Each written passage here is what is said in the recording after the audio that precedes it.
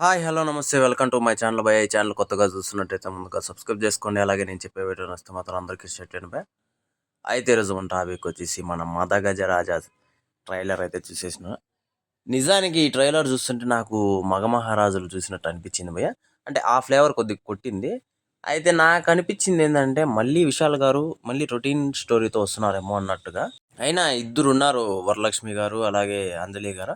నాకు తెలిసినంత వరకు వాళ్ళ క్యారెక్టర్‌లు ఎలా చూపించారో ఏమో తెలీదు గానీ, ట్రైలర్‌లో మాత్రం అక్కడక్కడ ఏదో స్విమ్మింగ్ పూల్‌లో ఒకే వరలక్ష్మి గారిదైతే స్విమ్మింగ్ పూల్‌లో నుంచి ఒక్కటే క్యారెక్టర్‌ని చూపించారు. మొత్తం ట్రైలర్ మొత్తం అవే షాట్లు తిప్పించి మళ్ళీ చేశారు. అలాగే అంజలి గారిని ఒక చోట చూపించారు. ఇప్పుడు కూడా పోస్టర్‌లో ఉంది. ఆమె అంజలి గారా కాదా అని కూడా డౌట్‌గా ఉంది. సరే అదే పక్కన పెడితే చాలా వరకు కామెడీకి ప్రిఫరెన్స్ ఇచ్చినట్టుంది సినిమా. ఓకే. అదంతా కూడా పక్కన పెడితే, యాక్చువల్లీ మనకు ఇంతకుముందు ఎలాంటి ఫ్లేవర్ ఉండేదో, అంటే మన విశాల్ గారు ఎలాంటి లుక్‌లో ఉండేవారో అప్పుడు, అంటే 'భరణి' టైంలో, అలాగే 'పందెంకోడి' టైంలో అలాంటి లుక్‌లో అయితే కనిపించాడు. నాకు అది మాత్రం హైలైట్ అనిపించింది. అలాగే ఈ సినిమాకి ప్లస్ పాయింట్ ఏంది అంటే మన 'సంతానం' అనే చెప్పొచ్చు. అంటే ఆయన క్యారెక్టర్ కామెడీ క్యారెక్టర్ అయినా ఒక రేంజ్‌లో అయితే ఆయనకి క్యారెక్టర్ ప్లస్ అయితుంది. ఏ సినిమాకైనా గాని ఆయనుంటే కొద్దిగా ప్లస్ అయ్యే అవుతుంది.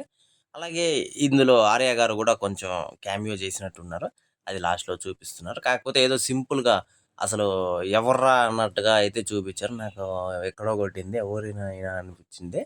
సరే అదంతా పక్కన పెడితే ట్రైలర్ వరకు అంతా లేదు గాని ఒక రొటీన్ స్టోరీ మాదిరి అనిపిచ్చింది భయ్. మరి చూడాలి సినిమా. అంటే మనము ట్రైలర్‌లో చూసేది వేరు, సినిమాలో చూసేది వేరు కాబట్టి కొద్దిగా చేంజెస్ ఉంటాయి. కాకపోతే మరీ అంతుంటే మనకు బావుంటుందని అనిపిస్తుంది నాకైతే.